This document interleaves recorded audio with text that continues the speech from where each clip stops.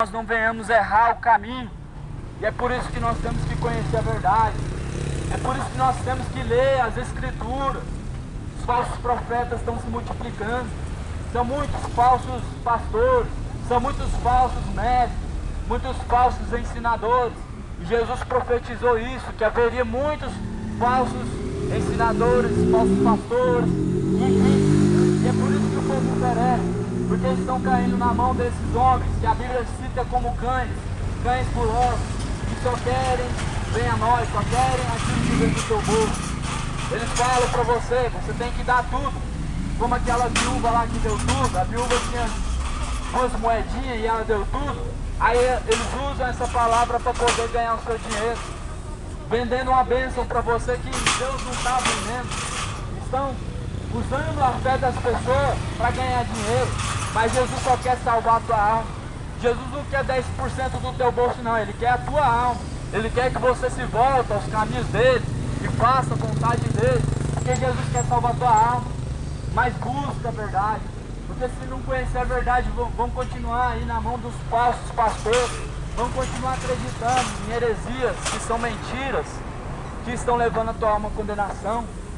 Talvez, quem sabe, uma senhorinha que não conhece a Bíblia, não conhece muito a palavra, eles usam dessa oportunidade, usam e abusam da fé de uma senhorinha dessa, quem sabe seja tua mãe, seja sua avó, para ganhar o dinheiro dela, a aposentadoria que ela levou o mês inteiro para receber. E ali, por conta de um falso mestre, um falso pastor, agora a tua mãe está na mão do mercenário desse, um cão guloso, que a Bíblia fala no livro de Apocalipse. Então, a Bíblia está aí. Nós temos a Bíblia narrada. Você procura, você vai encontrar a Bíblia narrada de Gênesis e Apocalipse. Não temos desculpas mais para darmos a nós mesmos, para não buscar a Deus. Não temos de forma alguma como dar uma desculpa para Deus, porque a Bíblia diz que nós diante de Deus, nós somos indesculpáveis. Nós somos indesculpáveis diante de Deus, porque Deus dá chance para todo mundo. Deus dá uma chance para todos nós. O céu nasce igual, o sol ele nasce igual para todo mundo. Para todo mundo nasce um novo dia, uma nova esperança. A graça, a misericórdia de Deus, ela todas as manhãs se renova. As misericórdias são as chances de Deus para a nossa vida. Para nós então termos uma esperança de salvação.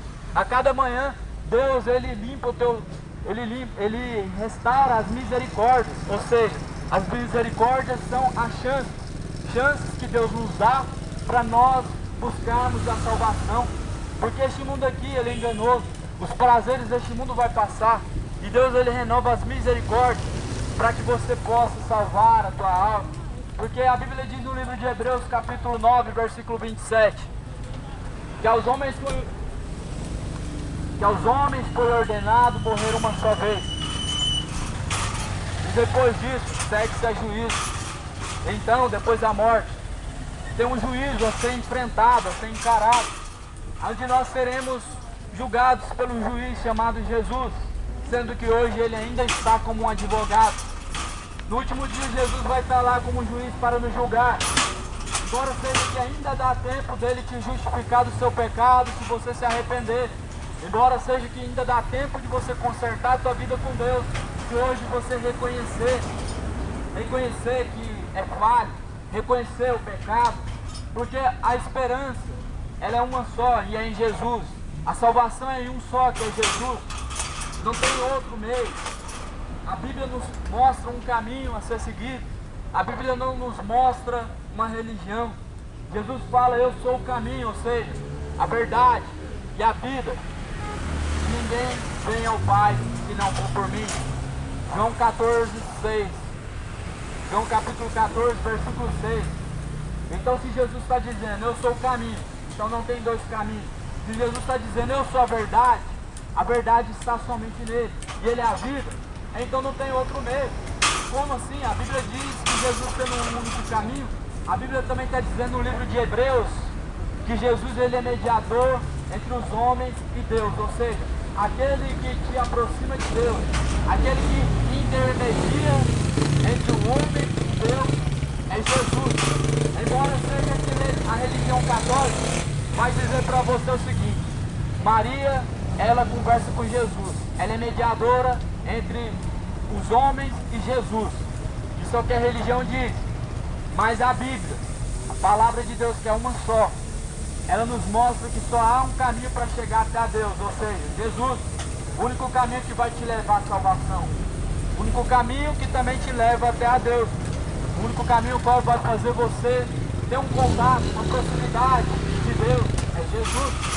Mas as religiões, elas estão em engano, são muitos falsos mestres, são pastores demais, é padre demais, para poder pregar, cada um prega uma coisa, mas a Bíblia é só uma, a palavra ela não te dá dois caminhos, não te dá duas chances. Lembrando que Jesus, quando fala de dois caminhos, ele está falando só um caminho que vai salvar. Então, não tem dois caminhos para salvar. Lembrando que esses dois caminhos ao qual Jesus diz, um leva à perdição, ou seja, o caminho deste mundo, caminho largo, espaçoso. Você fica à vontade para viver a vida do jeito que você quiser.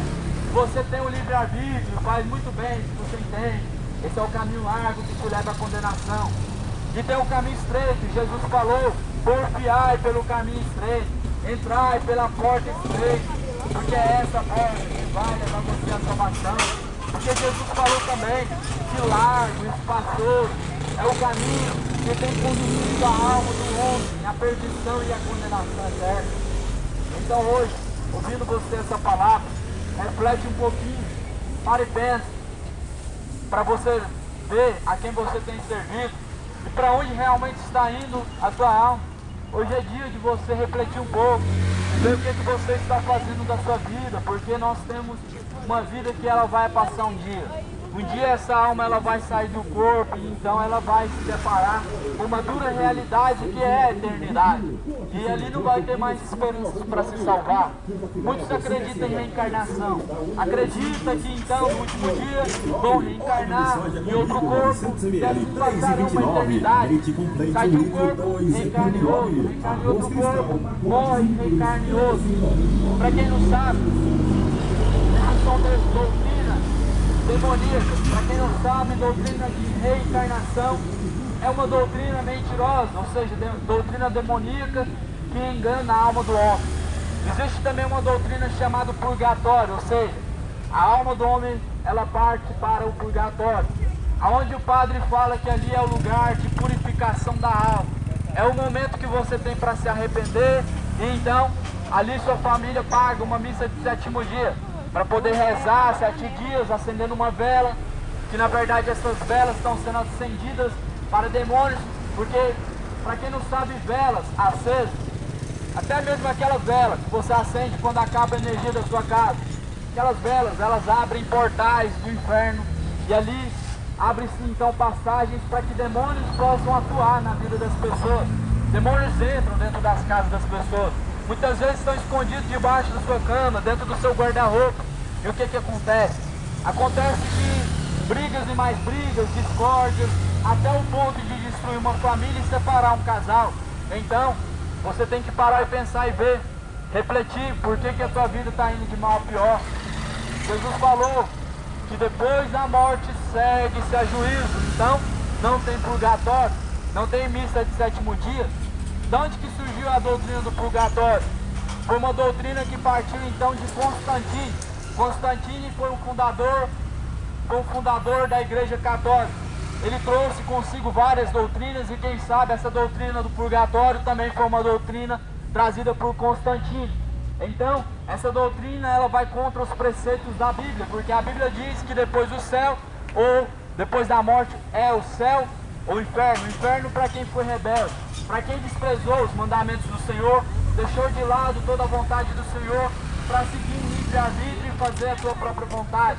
Então, o céu foi preparado para aqueles que se sujeitaram a Cristo e rejeitaram este mundo, ou seja, se arrependeram, escolheram então ter uma vida com Deus, escolheram então fazer a vontade de Cristo e não mais a própria vontade, porque a Bíblia diz que a vontade do coração do homem é má. A Bíblia diz que o coração do homem é mau e ele deseja coisas más. A Bíblia chega a dizer que há caminhos diante dos olhos dos homens que parecem ser bons, mas o fim dele é a morte. Quem sabe hoje você olha para a maconha e fala, não, é legal, traz paz, traz alegria, mas a Bíblia diz que há caminhos que parecem ser bons, mas depois é a morte. Depois da morte, a Bíblia diz em Hebreus 9:27, depois da morte segue-se a juízo. E o que te faz acreditar que depois da morte você vai para o purgatório ou que você vai reencarnar? Não vos enganeis com doutrinas demoníacas, doutrinas de demônios que enganam a tua alma e leva ela para o abismo profundo. Jesus, ele morreu ao terceiro dia, então ressuscitou. Se você olhar e analisar bem, Jesus ressuscitou então no mesmo corpo. No mesmo corpo Jesus, ele voltou, andou pela terra 40 dias. 40 dias visitando os seus amigos e também os discípulos. Em 40 dias Jesus, ele então no último dia, ele deixou então uma autoridade para os seus discípulos. Em Marcos capítulo 16, versículo 15, Jesus ele vai dizer essa ordem: ide por todo mundo, pregar o evangelho a toda criatura. Os que crerem serão salvos, mas os que não crerem já estão condenados. E esses sinais seguirão os que crerem. Em meu nome expulsarão os demônios, curarão os enfermos. Então essa autoridade Jesus deixou. Lembrando que essa autoridade ele deixou após ressuscitar ao terceiro dia no mesmo corpo. Então a Bíblia é verdadeira e todo homem mentiroso. Disse então a palavra do Senhor que todo homem seja mentiroso e Deus seja verdadeiro. Tem muita religião, tem religião demais, está confundindo a mente dos homens. Porque os homens sempre escolhem a religião mais fácil. Religião A, religião B, são dezenas de religiões. É Mormon, é Testemunha de Jeová, é Adventista de sétimo dia, Espírita, Umbanda, Quimbanda. São muitas e muitas religiões para agradar todo o gosto humano. Embora seja que nenhuma religião te ensine o verdadeiro caminho que vai levar a tua alma à salvação. Embora seja que todas as religiões, elas trazem consigo engano e trazem uma falsa esperança para os homens. A falsa esperança de um dia você ter a sua alma salva, um dia você passar uma eternidade ao lado do Pai. A Bíblia diz que os filhos das trevas são mais prudentes do que os da luz. Então os filhos das trevas, eles confiam no seu Deus. Se você olhar os filhos das trevas que acreditam então em Maomé, eles acreditam que Maomé vai voltar para buscar eles. Eles acreditam e eles estão fazendo a vontade do Deus deles. Mas aqueles que dizem que são filhos de Deus, esses se negam a fazer a vontade de Jesus, se negam a caminhar no caminho estreito, embora seja que o caminho estreito vai te levar à salvação eterna da tua alma. O que você prefere? Você prefere maconha, cerveja, ou você prefere a eternidade ao lado de Deus? Lembrando que você está fazendo uma escolha para a tua eternidade. Lembrando que os seus caminhos que você segue nesta vida, eles decidem para onde a tua alma passará a eternidade.